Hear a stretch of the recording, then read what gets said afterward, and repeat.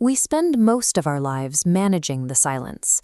We pursue promotions and social standing to keep the mind occupied, hoping the constant movement will drown out a persistent sense of isolation.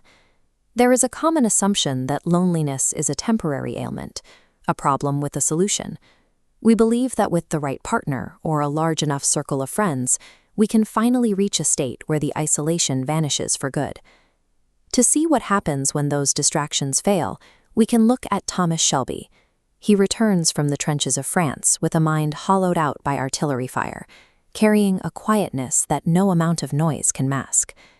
He sits at the head of a massive, fiercely loyal family and controls international shipping lanes. Yet beneath the tailored suits and the constant scheming, the silence he brought back from the war remains undisturbed. We often rely on a specific psychological trap to get through the day. We tell ourselves that if we can just reach one final milestone, one last deal, or one specific achievement, the emptiness will finally be filled.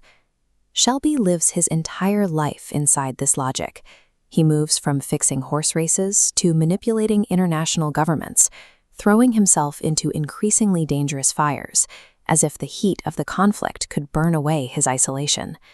But the void is indifferent to the scale of the victory. Every new level of power is swallowed by the dark, leaving him exactly where he started, searching for the next project to keep his mind from turning inward.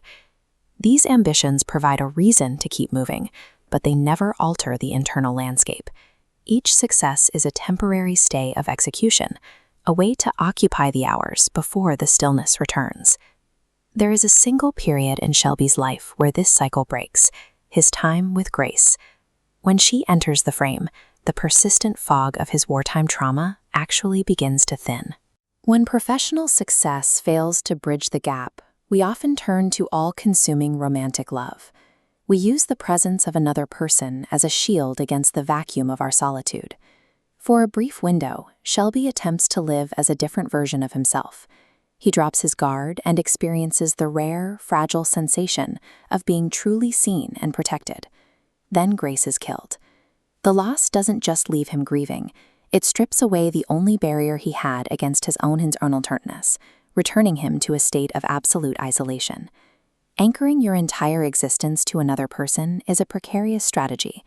When that person is lost, the silence that returns is even heavier than before, because you now have a memory of what it felt like to be warm. This return to solitude is governed by the concept of subjective reality. The way you experience the world, the precise texture of your fear and your grief, is a private event that belongs entirely to you. This visual illustrates the hard limit of connection. Family and partners can stand beside you, but their consciousness cannot cross into yours. Shelby's later attempts to find connection fail because he cannot force anyone past that impermeable barrier. He is trapped within his own experience. The belief that we can be completely understood by another person is a comforting fiction. In reality, human pain is an island that we inhabit completely alone, regardless of who is standing on the shore. Understanding this isolation requires us to look toward the artistic philosophy of Leonardo da Vinci.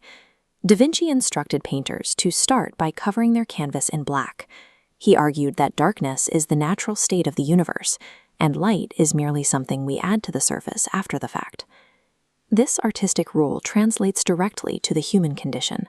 Loneliness is the background radiation of our existence. It is the baseline state we occupy before we attempt to build anything else. Just as a star provides a temporary break in the darkness of space, our connections and ambitions are fleeting visitors. They are moments of light in a universe that is, by its very nature, quiet and solitary. The tragedy of Thomas Shelby is found in the sheer effort of his resistance. He spends his life in a state of total mobilization against a silence that cannot be defeated by force or by wealth. Fighting the dark is a primary source of our suffering. Every external distraction eventually fades, and the quiet returns. Peace is found when we stop trying to cure our loneliness and instead recognize it as our natural environment. We reach the end of our struggle only when we stop running from the void and finally allow ourselves to inhabit it.